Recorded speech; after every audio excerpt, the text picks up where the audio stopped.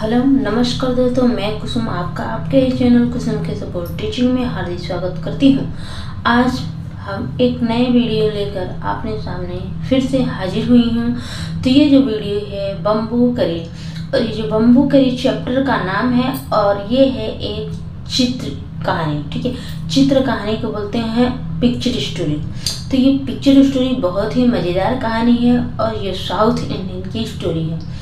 लेकिन इसको आपको नाम सुनने से ये समझ आया होगा कि बम्बू मतलब क्या होता है। तो बम्बू का मतलब होता है बांस और करी का मतलब होता है जैसे हम सब्जियों में जूस वगैरह बनाते हैं ना, करी। तो बांस की जो सब्जी होती है, बांस की जो करी होती है, वो बनाने की बात कही गई है, उसके बारे में इसमें लिखा गया है। तो चलिए हम जानते हैं कि बम्बू करी क्या होता है और इसको कैसे बनाते हैं और ये खाने में कैसा होता है। ठीक है, तो बम्बू करी बांस से बनने वाली सब्जी है। तो बम्बू बांस की जो कोपली होती है उसको कोपली बोलते हैं। उसमें जब नया छोटा सा नया वो लेता है, जैसे कली, उसमें से भी कनखा निकलता है, उसको बोलते थे हम लोग कनखा। जैसे आप देख सकते हैं ये बांस है। ठीक है, उसमें से जब नया पेड़ निकलना शुरू होता है उसी को बोलते हैं कोम्पले। तो उससे सब्जी बनता है। लेकिन इसमें कुछ अलग ही बताया गया है, स्टोरी के माध्यम से इसको समझाया गया है। तो चलिए हम जानते हैं। इसके पहले हम आप लोगों को बता दें कि आप लोग हमारे चैनल को सब्सक्राइब कर लीजिए, क्योंकि हम हर इंग्लिश की जो हिंदी होती है ट्रांसलेशन हम आपको हमेशा देते रहते हैं और आगे देते भी रहेंगे, बताते भी रहेंगे। तो अगर आपको भी किसी भी बुक का हिंदी ट्रांसलेशन चाहिए तो आप हमें कमेंट करके बुक का नाम लिख सकते हैं, तो मैं आपकी बुक का हिंदी ट्रांसलेशन दे दूँगी। ठीक है, उसके बाद मैं बता दूँ कि ये 5 क्लास की है और NCERT इंग्लिश इंटरनेशनल बुक की इंग्लिश बुक है और उसका हिंदी ट्रांसलेशन मैं दे रही हूँ। 5 क्लास की है। ठीक है, बम्बू करी यूनिट फर्स्ट की बम्बू करी चैप्टर का नाम है और इसको बोलते हैं पिक्चर स्टोरी। चलिए, बम्बू मतलब बांस, करी मतलब सब्जी। ठीक है, तो बांस की सब्जी। Have you ever eaten a dish made of bamboo? Have मतलब क्या, यू मतलब तुमने, इवन मीन्स कभी, ईटन मतलब खाया है, ए मतलब एक, डिश मतलब व्यंजन, मेड मतलब बना हुआ बनाया, ऑफ मतलब का, बम्बू मतलब बांस। तो क्या आपने बांस से बना हुआ कभी सब्जी खाई है?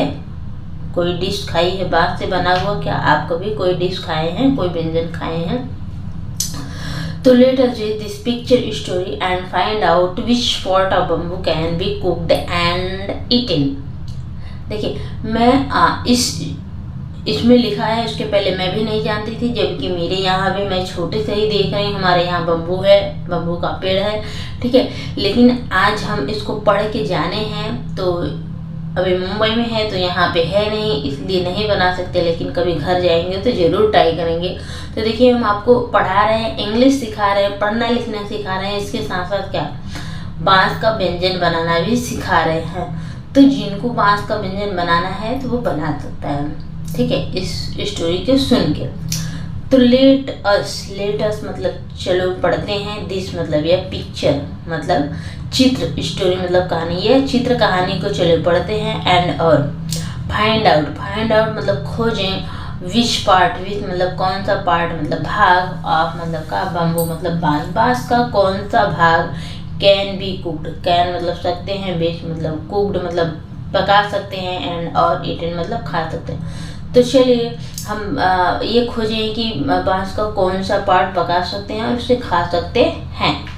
तो one day the mother in law of Santals bridegroom cooked a special dish for him when he visited her. One day मतलब एक दिन, द मदर मतलब मदर इन लॉ मतलब सास ऑफ ए संथाल की सास थी, ब्राइडग्रूम कुक्ड मतलब पकाई, दूल्हा को कुक्ड मतलब पकाई, मतलब दूल्हे के लिए पकाई एक स्पेशल मतलब होता है मुख्य डिश। ठीक है, एक खास डिश पकाई, एक व्यंजन बनाई, फॉर हिम उनके लिए, विन जब ही विजिटेड हर जब वो उससे मिली। ठीक है, तो संथाल की एक सास ने अपने दामाद जी के लिए, दूल्हा के लिए एक एकदम खास बढ़िया सा व्यंजन पकाई। और वो जब वो क्या करें उससे मिलने आए थे, अपनी सास से मिलने आए थे। दिस करी is delicious, what is it, the mother in law pointed at the bamboo door. This मतलब यह, इज करी मतलब यह करी जो है सब्जी है, इज मतलब है डिलीशियस स्वादिष्ट है, व्हाट मतलब क्या, इज मतलब यह, इट मतलब यह क्या है। The mother in law, the mother in law मतलब सास ने, पॉइंटेड मतलब इशारा किया, एट मतलब पर, द बम्बू डोर मतलब बांस के दरवाजे की ओर इशारा किया। ठीक है, तो जब दामाद जी ने खाया तो उन्होंने ये पूछा कि ये करी तो बहुत ही स्वादिष्ट है, लेकिन ये क्या है, किस चीज़ से बना है। तो सास ने बम्बू ये बांस का जो दरवाजा दिख रहा है उसकी ओर उन्होंने इशारा कर दिया। Next morning just as he was about to leave he remember that there was no bamboo in his village. Next morning का मतलब होता है अगली सुबह। ठीक है, जस्ट मतलब जैसे, एज मतलब वह, ही मतलब वह, वॉज मतलब था, about to leave, about to leave का मतलब जाने ही वाला था, लिव मतलब जाना, तो जाने ही वाला था, जैसे ही वह जाने ही वाला था। ही रिमेंबर्ड, ही मतलब वह, रिमेंबर्ड याद, उसे याद आया, दैट कि देयर वॉज नो बम्बू मतलब वहाँ बांस नहीं था, in his village, in his village मतलब उसके गांव में बांस नहीं था। So he remove the bamboo door and carrying it with him left for his home. So मतलब इसलिए ही मतलब रिमूव्ड, रिमूव मतलब उखाड़ लिया। ठीक है, द बम्बू डोर मतलब वो दरवाजे को ही उखाड़ लिया, अपनी सास के दरवाजे को उखाड़ लिया, बांस का जो दरवाजा था। एंड और कैरिंग इट विथ हिम, और कैरिंग मतलब ले गया, इट मतलब इसको विथ हिम मतलब अपने साथ उसको ले गया। Left for his home. ठीक है, लेफ्ट फॉर हिज होम, वो अपने घर लेके चला गया, बम्बू का दरवाजा था उसको अपने घर ले गया। ऑन रीचिंग हिज विलेज, ठीक है, देखिए यहाँ से लेके जा रहे हैं। ऑन रीचिंग मतलब पहुँच कर, हिज विलेज मतलब अपने गांव पहुँच कर, ही मतलब वह टोल्ड हिज वाइफ मेक करी with his bamboo door. On reaching मतलब पहुँच कर, हिज विलेज मतलब अपने गांव, वह अपने गांव पहुँच कर, ही मतलब वह टोल्ड मतलब कहा, हिज मतलब अपने वाइफ मतलब पत्नी से, वह अपनी पत्नी से कहा, अपने गांव पहुंचकर अपनी पत्नी से कहा। मेक मतलब बनाओ, करी विथ मतलब के, दिस मतलब यह, बम्बू मतलब बांस, डोर मतलब दरवाजा, तो इस बम्बू बांस के दरवाजे से करी बनाओ। ठीक है, तो उस आदमी ने कहा अपनी पत्नी से कि इस बांस के दरवाजे से करी बनाओ, सब्जी बनाओ। ठीक है, तो शी वॉज शॉक्ड, शॉक्ड का मतलब होता है चौंक गई, आश्चर्यचकित हो गई। हाउ कैन आई मेक करी out of a bamboo door. She मतलब वह आवाज मतलब थी, शॉक्ड मतलब अचंभित थी, चौंक गई थी, चौंक गई। हाउ मतलब कैसे, कैन मतलब सकती हूँ, आई मतलब मैं, मेक मतलब बना सकती हूँ, करी, करी मतलब मैं कैसे करी बना सकती हूँ, out of a bamboo door, तो एक बम्बू मतलब बांस के दरवाजे से मैं सब्जी कैसे बना सकती हूँ। 7 केम आओ, I'll help you by chopping up the bamboo, he said. आओ, I will help you, मैं हेल्प मतलब सहायता करूँगा, यू तुम्हारी, मैं तुम्हारी सहायता करूँगा, बाई चॉपिंग, चॉपिंग मतलब होता है काटने में, द बम्बू मतलब बांस को काटने में तुम्हारी मदद करूँगा। ही शेड, ही मतलब उस व्यक्ति ने कहा। His wife boiled it and boiled it. His wife later, when her husband tasted it, he said, "It's too hard to eat. You don't know how to cook it." तो हिज वाइफ उसकी पत्नी ने boiled मतलब उबाला, it इसे उसे उबाला, and boiled it और इसे उबाला। लेटर बाद में, वेन हर हस्बैंड और जब उसकी पति ने टेस्टेड इट मतलब इसको चीखा, हिज सेड उसने कहा, उसकी पत्नी ने इसे खूब उबाला।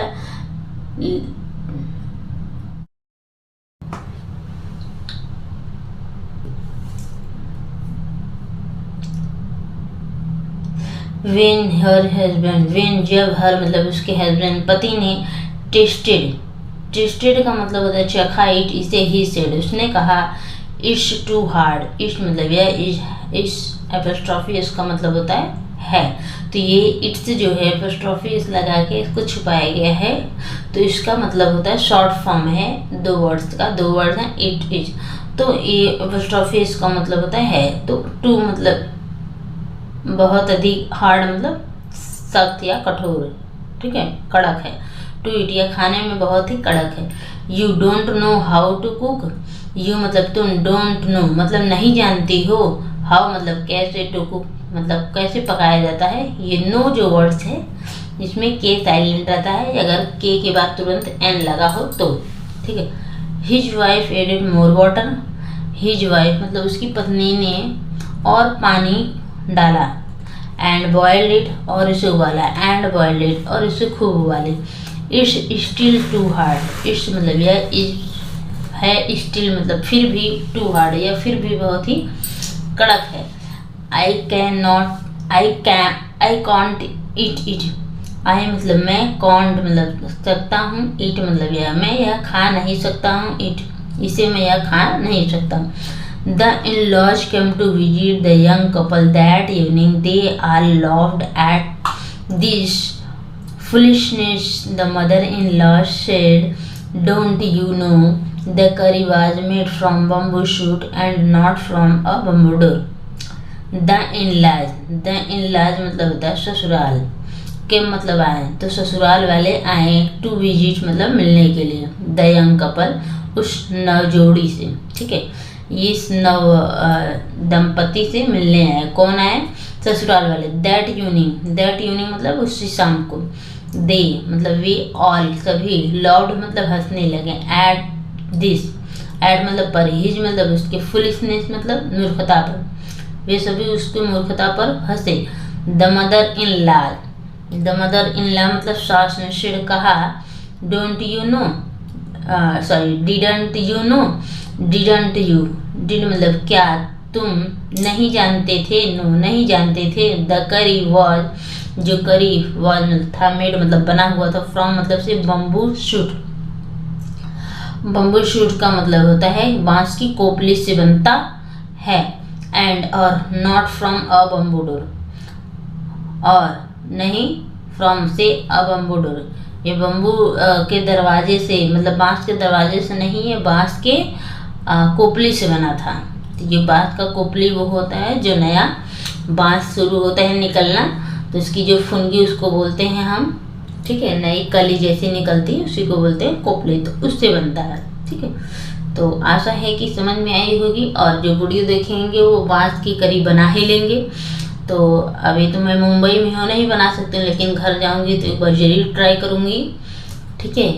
तो आप लोगों को भी, अगर जिसको भी खाना है या जिसके घर पे बांस है, बांस की कोठी कोपली जिसको या बोलते हैं, तो उसकी नई जब बारिश में आजकल निकलती है तो इसको जाके काट के लाइए और बना के खाइए, उसका स्वादिष्ट लीजिए, ठीक। तो अगर आप लोगों को भी किसी भी चैप्टर का चाहिए हिंदी ट्रांसलेशन या कोई भी इंग्लिश मैथ का जो हिंदी नहीं आ रहा हो, तो आप हमसे कमेंट में कमेंट करके नाम बता सकते हैं। तो हम फिर से मिलते हैं आपको सेकेंड यूनिट में। तो सेकेंड यूनिट का चैप्टर का जो नाम है पहला टीम वर्क, तो हम टीम वर्क पढ़ेंगे कल। तब तक के लिए टेक केयर, बाय।